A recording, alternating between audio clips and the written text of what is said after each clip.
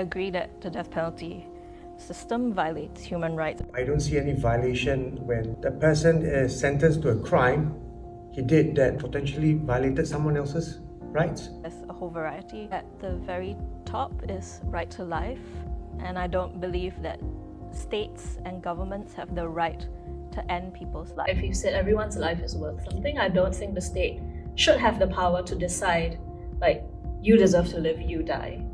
And I don't think that should be done in our name. A lot of these guys are arrested, they are scared, they don't speak English very well, they're not highly educated, they have no legal advice. Everyone should have access to counsel.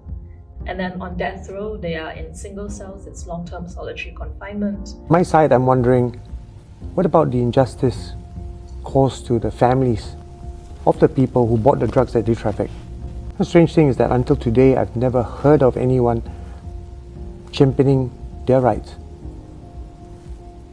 I've never heard of any groups. Our group does. We have a drug policy working group. Wow, that's good.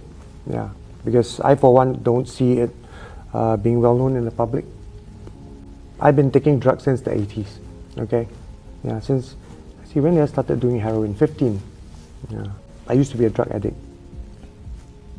Used to? No. In a way, still am, psychologically. I'm screwed for the rest of my life. What about our rights? These are very complex issues that evolve differently with different people.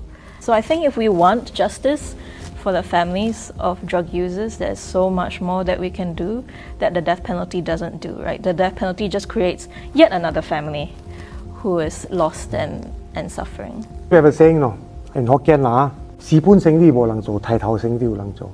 Right? So the way they think that, wow, it's worth it, the money, I'm going to get lots of money. So they bet their life on it. Just think, if these laws are in place and there's still so much trafficking going on, honestly, I am afraid to think what our society would be if these laws aren't in place.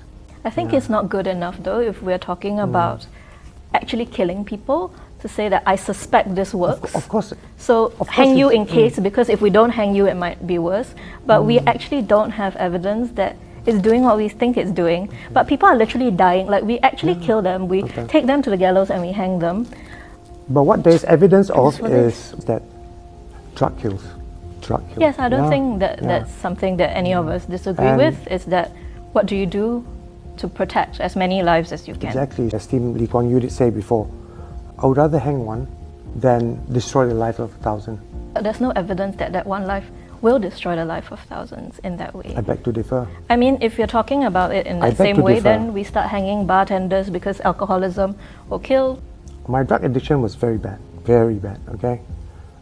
The group of people that I mixed around with were drug traffickers also. Being a drug addict, of course, I was in poverty. But you know what? I never trafficked drugs. I had the opportunity. My gang at one stage was the biggest marijuana traffickers in Singapore. I didn't do it. I didn't do it.